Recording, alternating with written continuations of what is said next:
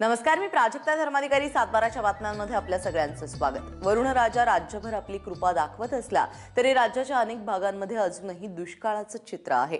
पुणे जिल्ह्यातील इंदापूर आणि बारामती तालुक्यांमध्ये पाण्याअभावी पिकांनी माना टाकलेल्या आहेत, तर काही ठिकाणी पिण्याच्या पाण्याचा प्रश्न देखील गंभीर बनलाय.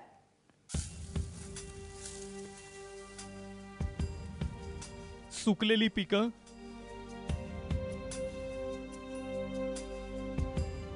तळ गाठलेल्या विहिरी, सुकलेला फळबागा अन कोरडे ठाक पडलेले बंधारे. एरवी दुष्काळात दिसणारं हे भयान चित्र ऐन पावसाळ्यात बघावं लागतंय, हे दुर्दैव. पुणे जिल्ह्यातील बारामती आणि इंदापूर तालुक्यातील हे दाहक वास्तव. गेल्या 4 वर्षापासून इथल्या बळीराजाचे डोळे आभाळाला लागलेत. मात्र राज्यभर कृपा दाखवणाऱ्या वरुण राजानं इथून पाठ फिरवली आहे. हो, पाठतच बघा. आता हे काय करायचं, पावसाच्या जीवावर हाय केलेलं, पण पाऊसच नाही ना. काय करायचं, मग त्याला उपटून टाकायचं. आता काय काय राखून उपयोग नाही. आता रान मोकळं करायचं, पाऊस पडला तर ज्वारी होईल. आता काय होतं रानात? आता ही काय ही मुग आपलं ही उडीद आहे. मोठी मका आली पण जळून गेली. आता पाणी नसल्या कारणाने काय डोकं चाललं आमचं. 2 एकर डाळिंबावर तुम्हाला सांगतो 25,000 रुपये खर्च करून सगळी फेल गेलेलं आहे. पार ती तर पार वाळून गेलं या.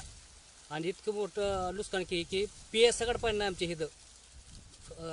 भरपूर पाऊस झाला तिथं झालेला आहे. आणि आमच्या इथं एक टिपका सगळं झालेला नाही. पहिला एक पाऊस झाला त्याच्यावर लागवडी केल्या, एवढ्या लागवडी करून सगळं मातीत घेऊन जाऊन बसलेलं आहे आमचं पार. यंदा चांगल्या पावसाचा अंदाज हवामान विभागानं वर्तवला आणि बळीराजाच्या आनंदाला पारावार उरला नाही. पहिल्या पावसाच्या भरवशावर शेतकऱ्यांनी पेरण्या केल्या, मात्र पाण्याचं हे मृगजळ काहीच दिवसात नाहीसं झालं.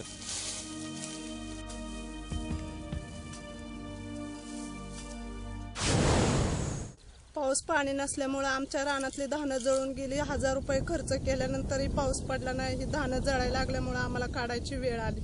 गुरांना घालाय काय नाही. पाऊस न पडल्यामुळे सगळी नुकसान झाली आमची. तर ही काढल्याशिवाय काय मार्ग नाही. पावसाची वाट बघितली तरी पाऊस पडा नाही.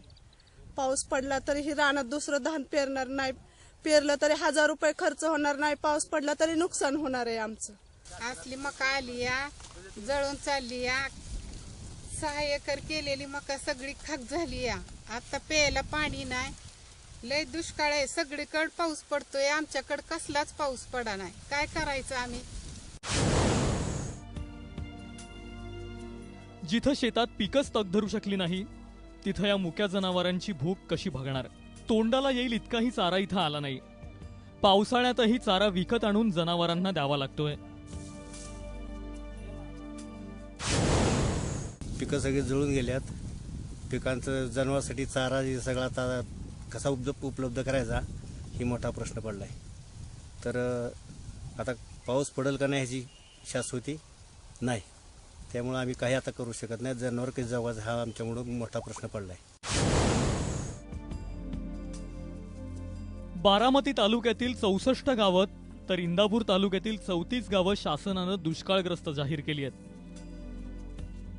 शेतीसोबतच प्यायच्या पाण्याचाही प्रश्न गंभीर बनलाय. कोरडा पडलेला हा गळा आता वरुण राजाकडे पाण्याचं दान मागतोय. राहुल ढवळे, ABP माझा, इंदापूर.